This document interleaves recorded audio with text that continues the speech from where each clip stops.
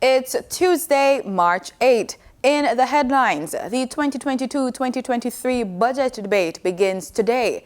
The Ministry of Foreign Affairs and Foreign Trade is recommending that Jamaicans located in Russia leave that country. Guyana ready to collaborate with countries in agriculture. And in sports, head coach Phil Simmons confident as West Indies face England in the Apex Test Series in Antigua. This is the news on PBCJ. I am Simone Absalom Gale.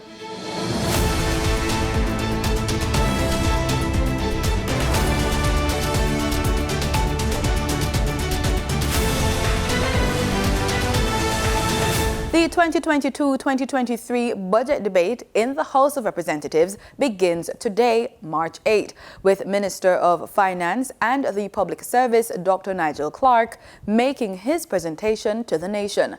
Dr. Clarke will explain how the $912 billion budget for the new fiscal year, which he tabled in the House on February 10, will be funded.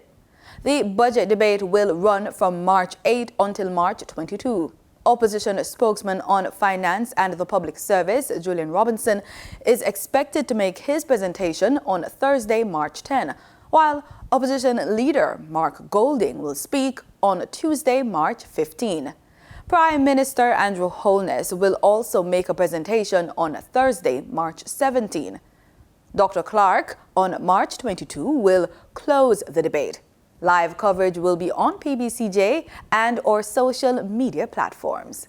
The Ministry of Foreign Affairs and Foreign Trade is strongly recommending that Jamaicans located in Russia leave that country, as the situation is becoming increasingly difficult due to sanctions imposed in response to its military actions in Ukraine.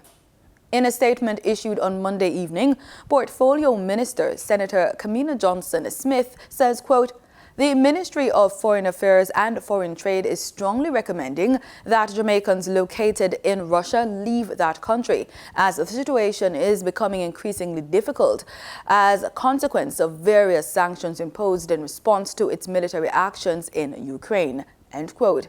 Johnson-Smith says that her ministry has been in contact with 18 students in Russia, and so far, 3 of them are making plans to leave in the coming days. She says, quote, "I am hopeful that the rest of our students will make the right decision to leave," end quote. Additionally, there are 4 Jamaican medical students in Russia's neighbor, the Republic of Georgia.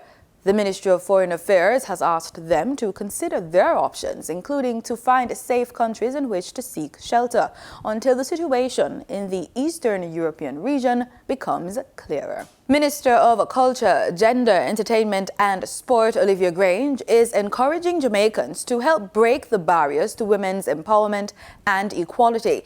This as the world celebrates International Women's Day today, March 8, under the theme Breaking Barriers, Shaping a Sustainable Future. In her message, the minister says, quote, "If you find that you are holding any bias, if you find that you're holding on to old, outdated ideas about a woman's place in the world, I urge you to make a change. Start by changing your mind first and then adjust your behavior accordingly." End quote. She notes that institutional and structural changes have been necessary and are still necessary to achieve gender equality.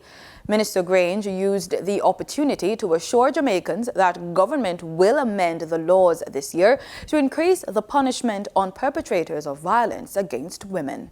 Also sharing his message on International Women's Day is Secretary General of the United Nations, Antonio Guterres. He noted that it is time to turn the clock forward for every woman and girl. He underscored the contribution women have made during the current pandemic. He says the pandemic has also been terrible to girls and women as they bear the brunt of climate change and environmental degradation. The pandemic has kept girls and women out of schools and workplaces. They face rising poverty and rising violence. They do the vast majority of the world's unpaid but essential care work.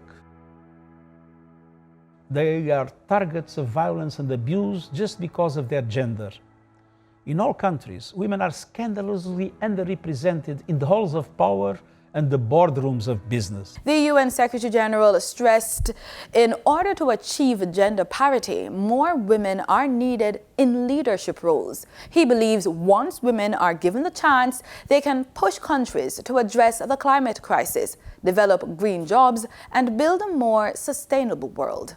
The Princess Margaret Hospital in St. Thomas is celebrating 67 years of existence. It is the only hospital in the parish of St. Thomas located on the main highway from Morant Bay to License. Our news team visited the institution recently. The Princess Margaret Hospital in St. Thomas was officially opened and named by Her Royal Highness Princess Margaret on February 23, 1955. Replacing the Morant Bay Hospital, which was badly damaged by Hurricane Charlie on August 17, 1951. We have seen great growth in the services that we provide to the citizens of St. Thomas, Eastern Portland, and also Eastern St. Andrew.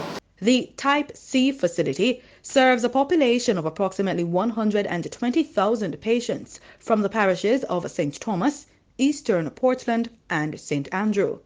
Despite this classification, however, we can safely say that we are operating above this designation in terms of the quality and the quantity of services that we provide to the citizens. We also have approximately 325 staff, members of staff, who assist in providing these services, to include our medical officers, our nursing staff, administrative staff, and our support groups. Ms. Linton and her senior staff says the COVID-19 pandemic has taught the team the value of every member of staff, from the administrators, medical officers, to the ground staff and the cook.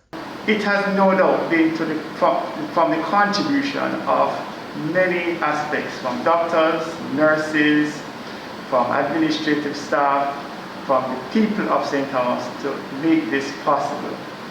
I think that with the support of the government, which we have had, which we are grateful for, we look forward to another 6 to 7 years.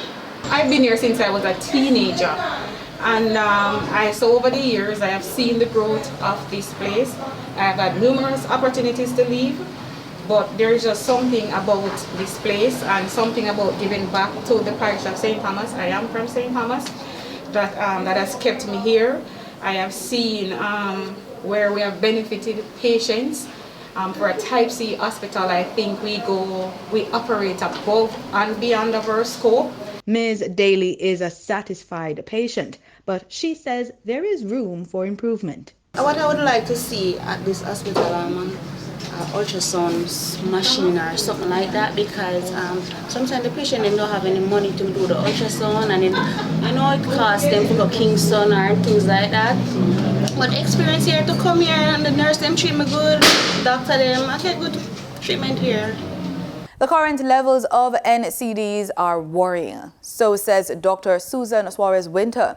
Speaking on PBCJ's News and Current Affairs show, PBCJ Presents, Dr. Suarez-Winter notes that cardiovascular disease is one of the main factors for high morbidity and mortality rates in the island. Unfortunately, as Jamaicans, how we've been eating and our lifestyle behaviors have been key risk factors for that situation.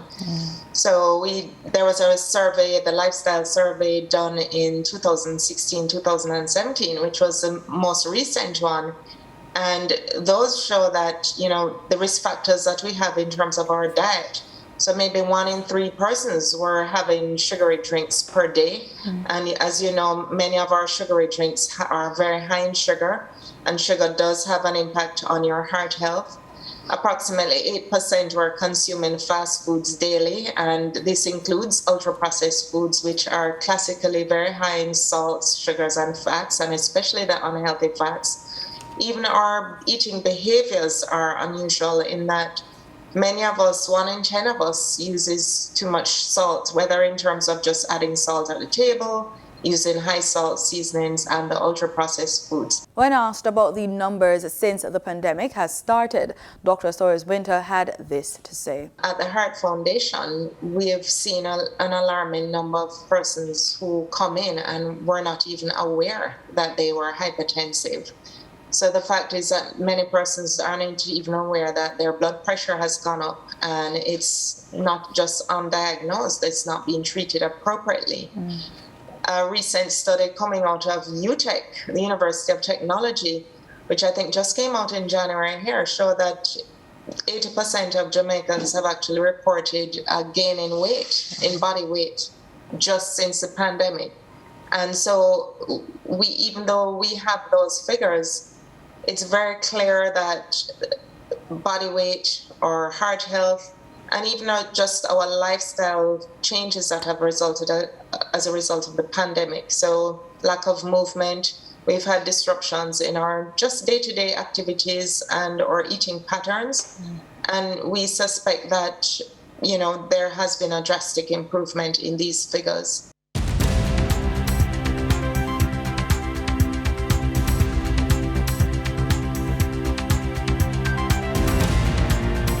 In foreign exchange trading for Monday, March 7, the US dollar sold for an average of $154.78.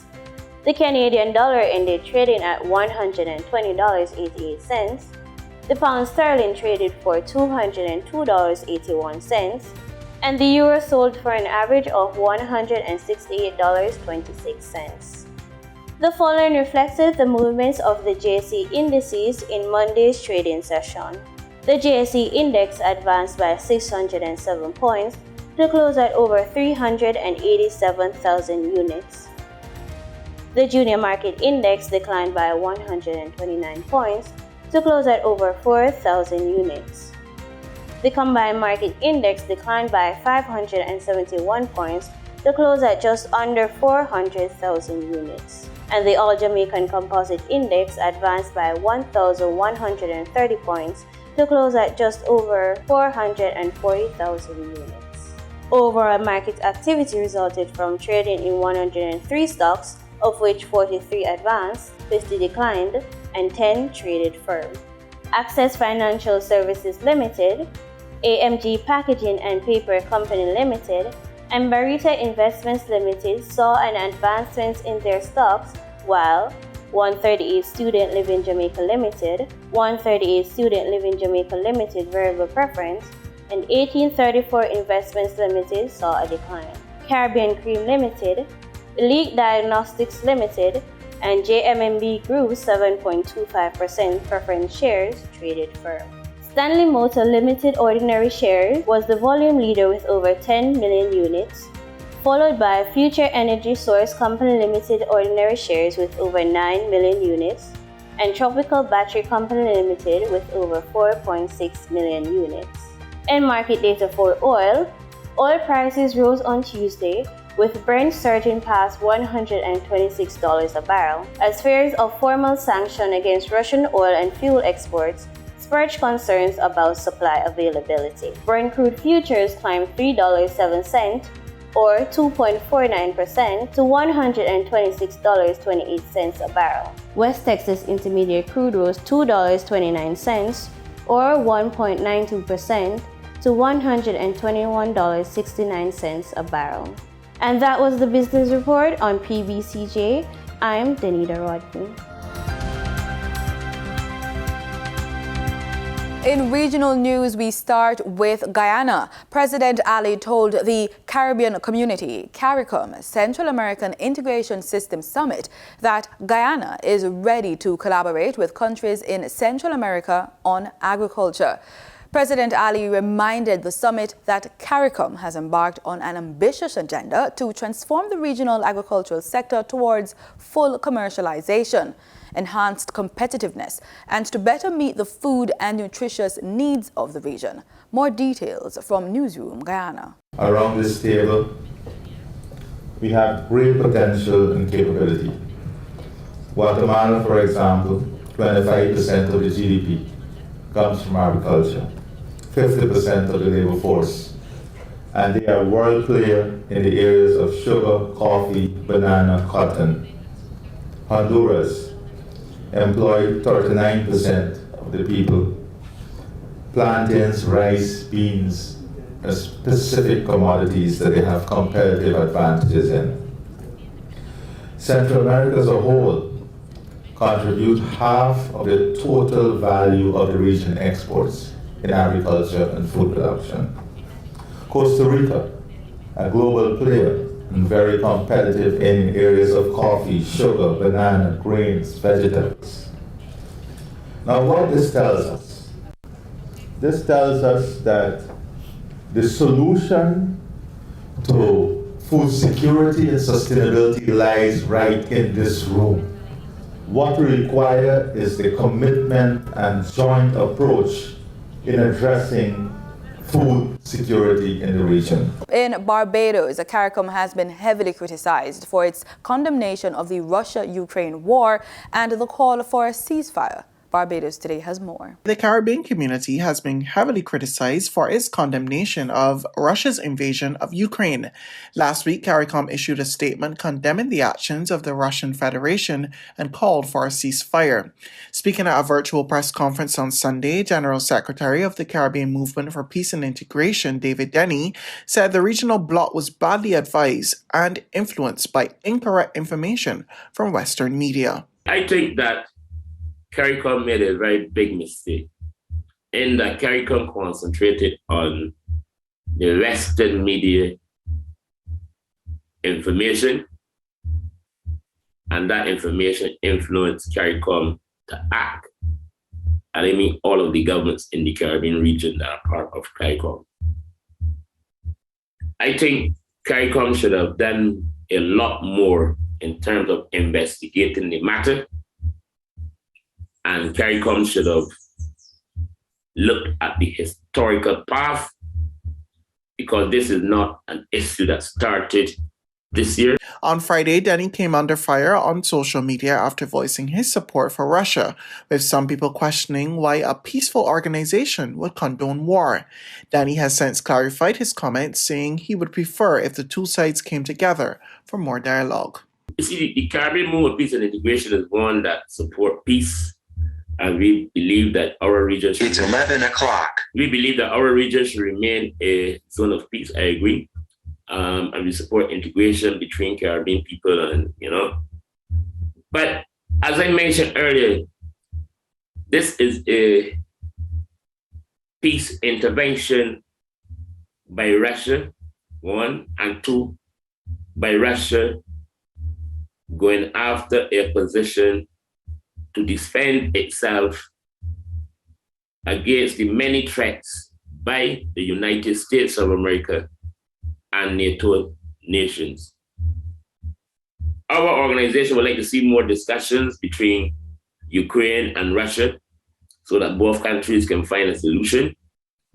But as I mentioned earlier, if you build up a military base against a foreign country, that country will feel threatened, and they will do whatever they can to defend themselves. In the Bahamas, Minister of National Security Wayne Monroe says if the goal of criminalizing marital rape is to get convictions, then the government better call it something other than rape to avoid potential biases by married jurors. Jared Higgs reports. Monroe originally made the comments while addressing the men's branch of the PLP on Sunday.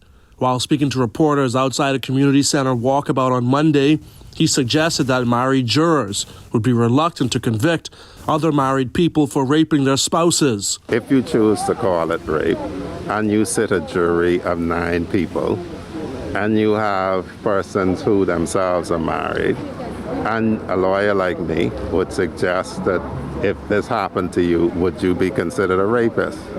To married people on the jury. The wording of Section 3 of the Bahamas' Sexual Offenses and Domestic Violence Act of 1991 precludes persons under the age of 14 and spouses from being guilty of rape.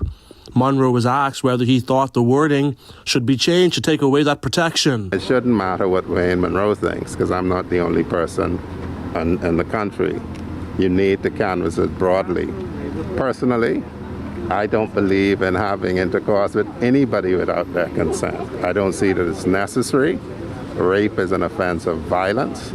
And so my personal views about it should be engaged when we say, how are we going to change this institution called marriage in the Bahamas? At the PLP meeting, several crowd members expressed opposition to criminalizing marital rape. At one point, one audience member disagreed, saying he viewed rape as rape, whether married or not. Another woman in the crowd, who identified herself as Carolyn Strawn, suggested that people who don't have high sex drives should reconsider whether they ought to get married. If you know you're not sexy, you know you're not easily aroused, that's something to say, stay single. Yes.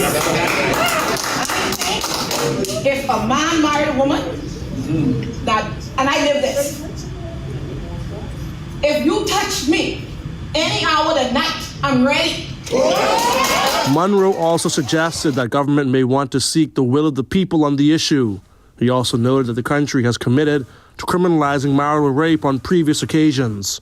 Reporting for Our News, I'm Jared Higgs. In the Twin Islands, General Secretary of the National Trade Union Center, Michael Anisette, is skeptical about the COVID-19 vaccine for children between the ages of 5 and 11 years old. TTT Live has the details. General Secretary of the National Trade Union Center, also known as NATUC, Michael Anisette, remained skeptical about the COVID-19 vaccine for children between the ages of 5 and 11 years old. At a press conference on Monday, the General Secretary described the Pfizer vaccines as experimental. He argued that research showed the vaccine's characteristics are different to those of other vaccines, as the efficacy wanes every 6 months, depending on the brand of the vaccine used. He urged parents to make the right choice when considering their children's health and well-being. So do not be fooled, parents. Let us stand up for our children and the right for our children to education, not a job. The right for our children to go to school. The right for our children, bodies to be respected. According to the Centers for Disease Control and Prevention in the United States, pre-authorization trials for Pfizer-vaccinated children aged 5 to 11 years reported mild to moderately severe local and systemic reactions. It said no serious vaccination-related events were noted. Minister of Health Terence Dialsing has confirmed that this country is seeking vaccines for the 5 to 11 age group. He could not, however, state whether or not it would be added to the scheduled list of vaccines required for children to be registered at schools. In sports, cricket icons Sir Vivian Richards and Lord Ian-Botham unveiled the new Richards-Botham Trophy, which will be won by the victors in a test series between West Indies and England's men's team. The trophy pays tribute to the two all-time greats whose rivalry and friendship embodies the close relationship and mutual respect between the two sides. The unveiling ceremony was held on a Sunday evening at the Sir Vivian Richards Stadium ahead of the first Apex Test match, which started today, March 8. The new trophy symbolizes courage, friendship, respect, values that represent the Test cricket rivalry between West Indies and England, and two of the legends who best define them, Sir Vivian Richards and Lord Ian-Botham. As the Windies geared up to face England in the Apex Test series in Antigua, head coach Phil Simmons expressed confidence that his charges are ready for the task. I think one of the things that will play a part is how well the two all-rounders cancel out each other, as in Stokes and Jason. And the other part is how well the two captains bat, or how well the opposing team can restrict the opposing captain. So I think that's going to be two big factors in this. The last time England were here and we beat England, the opening pair was Craig and John Campbell.